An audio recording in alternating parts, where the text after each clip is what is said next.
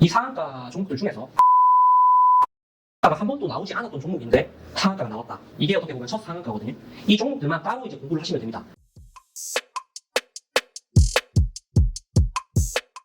주기님 안녕하세요.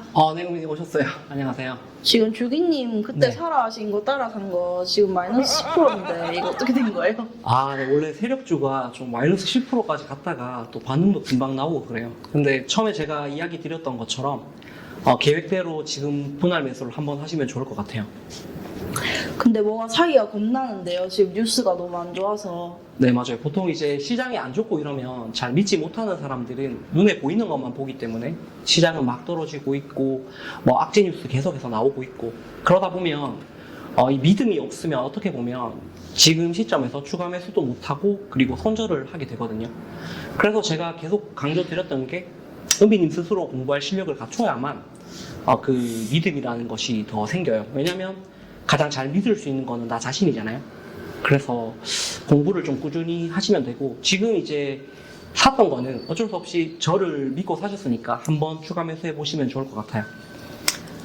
알겠습니다. 네. 주기님 오늘부터는 매매 기법 하나씩 알려주신다고 하셨죠? 맞아요. 오늘부터 매매 기법 알려드릴 거고 오늘 이제 첫 상한가 매매법을 알려드릴 거예요. 첫 상한가. 첫 상한가 매매법 좀 그럴듯해 보이는데요? 맞아요. 제가 2016년부터 지금까지 이제 꾸준히 해오고 있는 매매 방법이고, 이 첫 상한가 매매 방법을 할 때는 우선 그 매일 급등 종목들이 있거든요.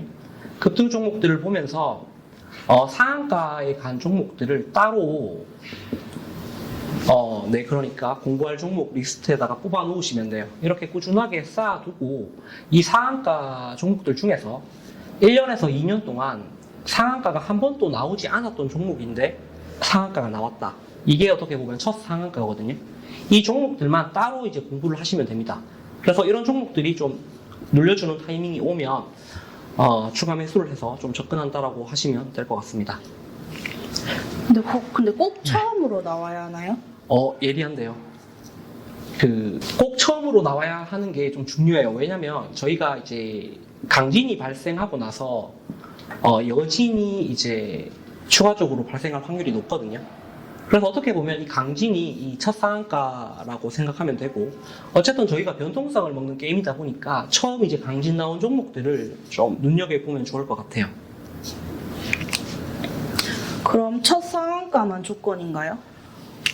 첫 상한가 이제 조건 말고도 차트적으로 봐야 되는 게 두 가지가 있는데요. 첫 번째는 이제 이렇게 제가 계속해서 강조드리는 것처럼 변곡이 나오는, 그러니까 이 타점에서 상한가가 나오는 게 중요하고요. 그 다음 이제 봐야 되는 거는 여기에서 이제 매물대가 있을 거예요. 이 매물대를 거래량을 동반하면서, 그러니까 어느 정도의 신뢰성 있는 그런 거래량을 동반한 상한가가 나오는 것. 이 두 가지를 좀 집중적으로 보시면 아무래도 성공 확률이 좀 더 올라간다라고 보시면 됩니다.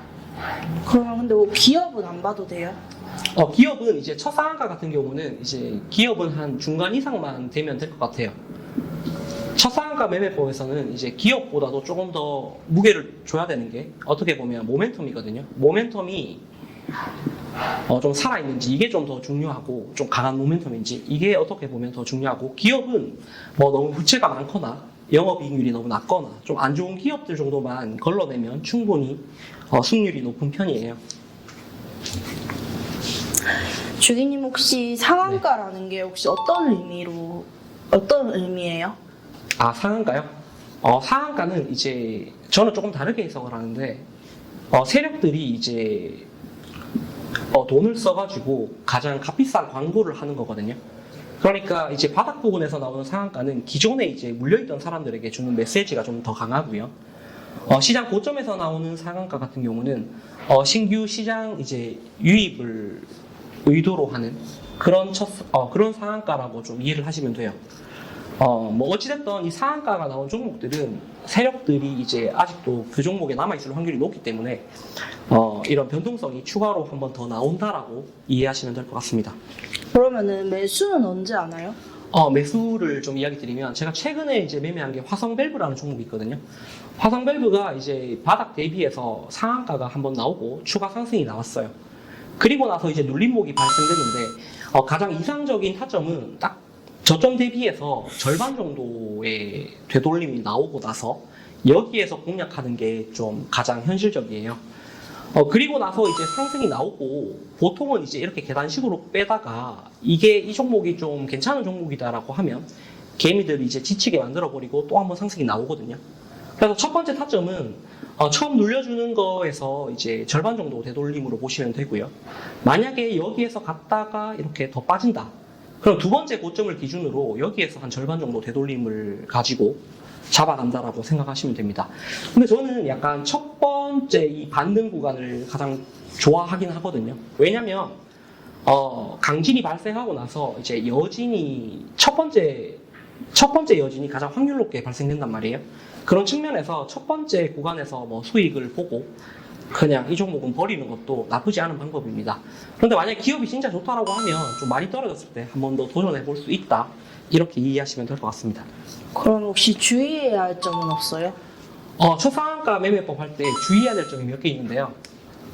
첫 번째는 이제 무조건 상한가가 같다라고 해서 높은 상승률을 담보하는 건 아니에요. 여진이 발생할 확률이 높은 거지 이게 더 많이 상승할 것이라는 건 아니거든요.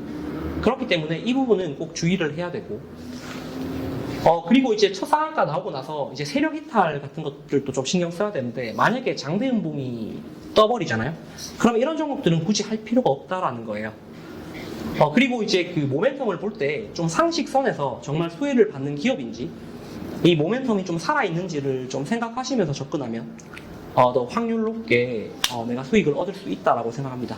그리고 분할 매수는 꼭 하셔야 됩니다. 초상한가 매매법이라도 분할 매수는 꼭 계획에 세우시고 접근해야 된다라는 말씀을 다시 한번 드리겠습니다. 네, 오늘도 좋은 거 배웠습니다. 은민님 고생하셨습니다. 다음에 뵙겠습니다.